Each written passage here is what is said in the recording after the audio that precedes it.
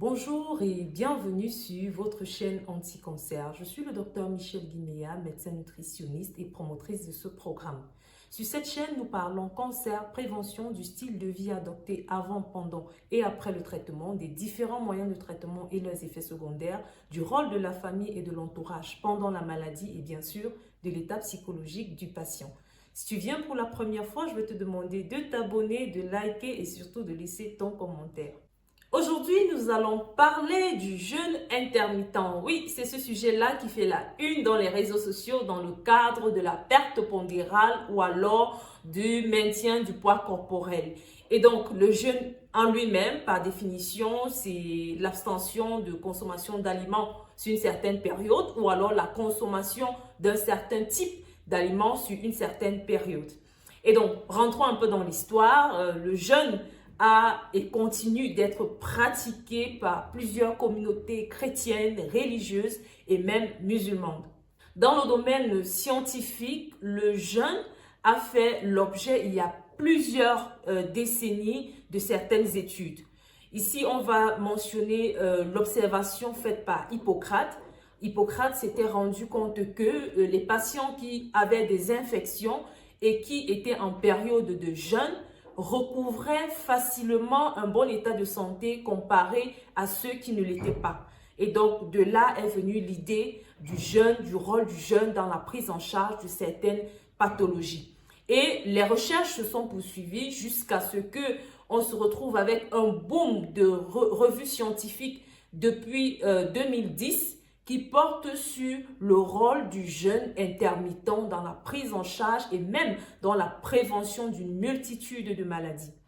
On va ainsi parler de jeûne intermittent lorsqu'on sera face à un régime alimentaire qui va s'intercaler entre des périodes de jeûne sans aliments ou avec des aliments spécifiques et des périodes d'alimentation pour lesquelles l'aliment qui sera consommé ne sera pas trop important, c'est-à-dire il ne sera pas trop fonction de la qualité, mais juste de la quantité qui sera consommée.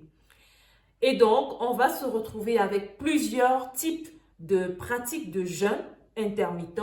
Et on aura des jeûnes intermittents qui vont faire référence à des alternatives de jours. Ça veut dire que sur une semaine, par exemple, vous décidez de jeûner une fois ou alors 2 fois.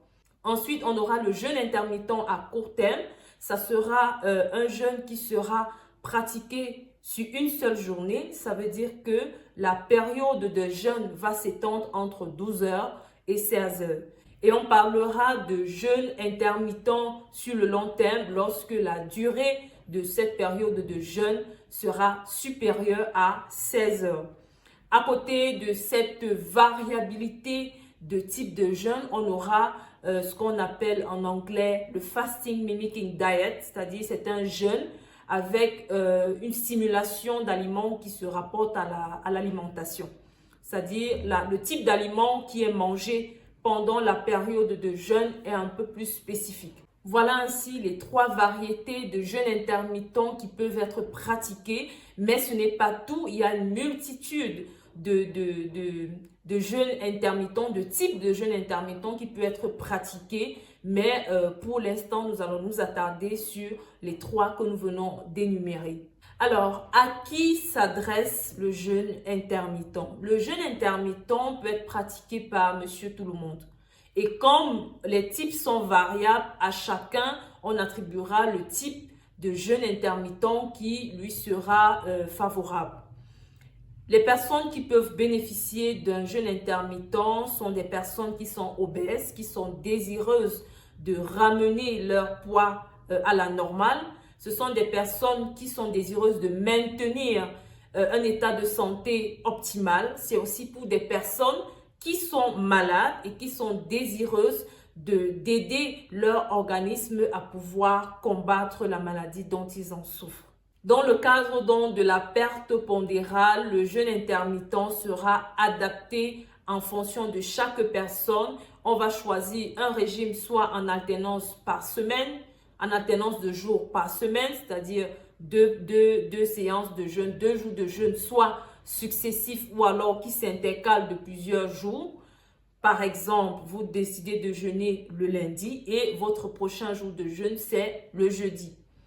Pendant ces périodes de jeûne, ce ne sont pas des périodes de jeûne strictes, ou bien elles peuvent aussi être strictes pour celles qui le désirent, mais pendant cette abstention alimentaire, il est quand même recommandé de consommer des boissons. Ça peut être de l'eau, ça peut être du thé vert, ça peut être des boissons qui, en tout cas, ne sont pas riches en calories.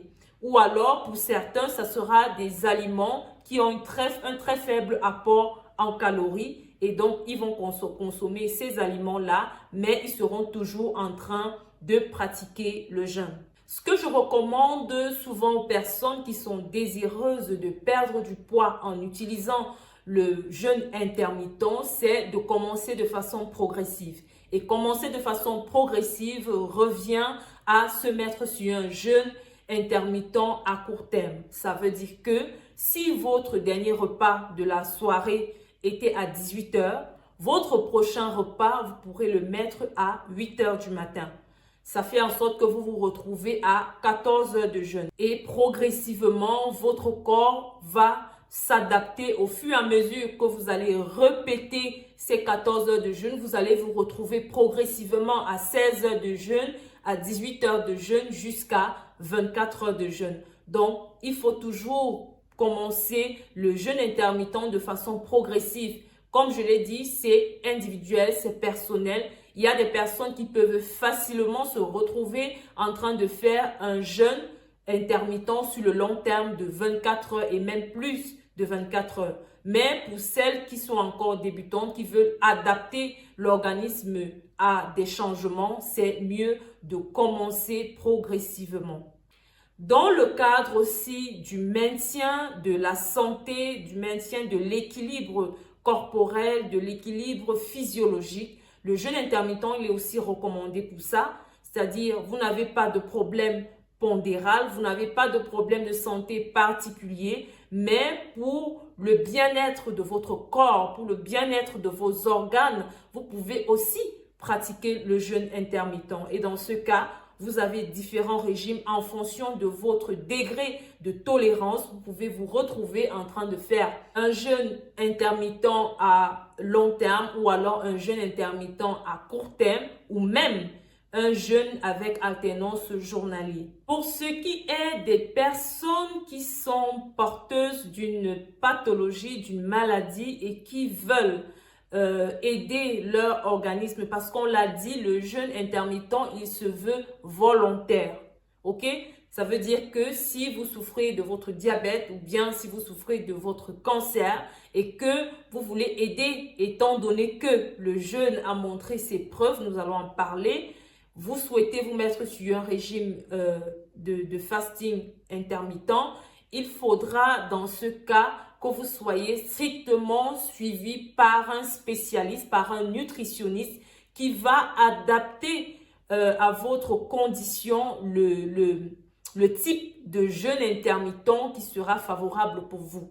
Donc, il ne faut pas directement se lancer dans le jeûne intermittent, mais avoir l'avis d'un nutritionniste qui va, en fonction de votre état, en fonction de vos comorbidités, de vos pathologies sous-jacentes, vous orienter vers le style de régime de jeûne intermittent qui vous convient. Alors oui, le jeûne intermittent, il est bien pour la santé, mais jusqu'à quel niveau? Alors, comment est-ce que le jeûne intermittent va intervenir dans le bien-être corporel, va intervenir dans la perte pondérale et même dans la tolérance de certaines thérapies, notamment ici les thérapies anticancéreuses? Eh bien, ce qu'il faut savoir, c'est que lorsqu'on est en période de jeûne, il y a une modification sur la sécrétion de certaines hormones de notre corps.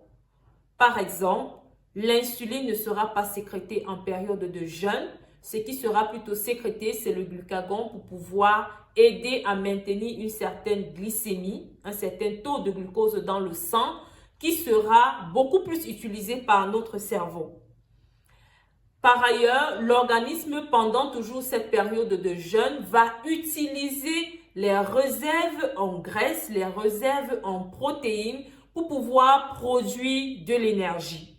Et au production de cette énergie au cours de cette période de jeûne, il y a plusieurs substances qui vont voir leur activité être interrompue. Et cette interruption de phénomènes inflammatoires va protéger les cellules de leur destruction, de leur transformation en cellules cancéreuses et permettre aux cellules normales de se restaurer, de se régénérer. Et donc, on verra aussi que le jeûne intermittent contribue de façon importante dans le rajeunissement cellulaire.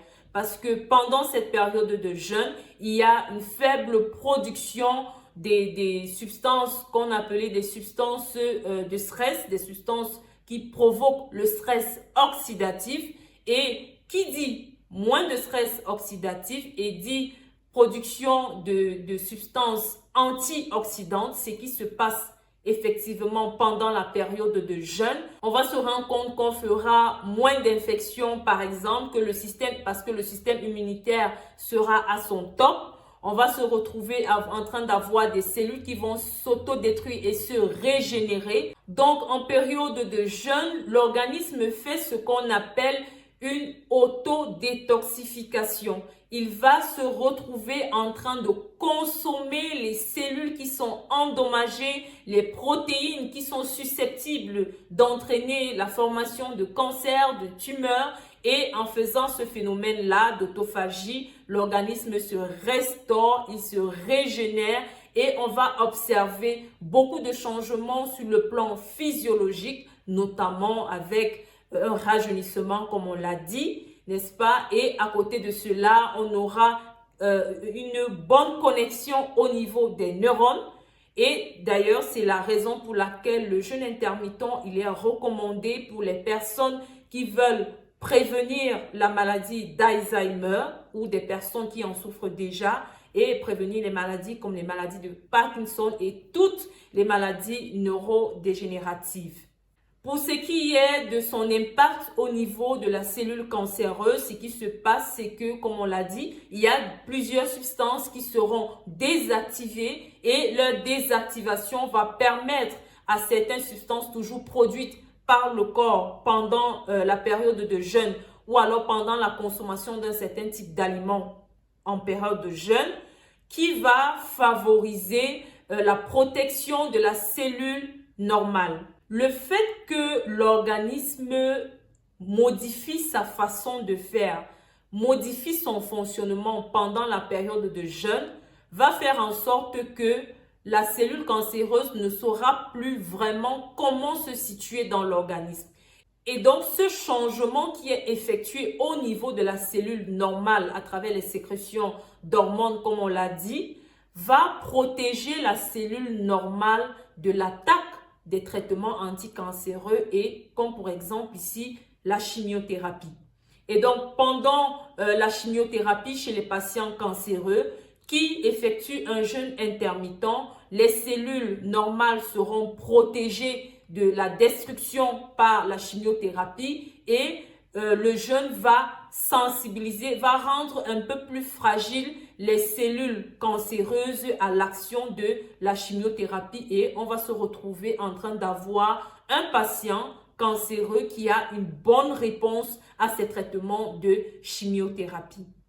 Donc, cette multitude de mécanismes qui va survenir va donc nous conduire à la conclusion selon laquelle le jeûne intermittent va protéger les personnes âgées de la maladie de Parkinson, de la maladie d'Alzheimer, des maladies neurodégénératives de façon générale. Le jeûne intermittent va protéger de certains types d'infections. Il va aider le corps à répondre de façon efficace aux infections et aux attaques internes comme le cancer. Il va potentialiser l'action de la chimiothérapie au niveau des cellules cancéreuses. Il va permettre de bien réguler les hormones et même ceux qui font le jeûne intermittent vont voir leur glycémie se régulariser. Il va protéger les cellules du vieillissement et donc éviter le vieillissement précoce. Voilà ainsi présenté le fameux sujet sur le jeûne intermittent. Si tu as aimé cette vidéo, n'oublie pas, tu likes, tu partages et tu t'abonnes pour ne rater aucune de nos vidéos. Rendez-vous à la prochaine. Bye.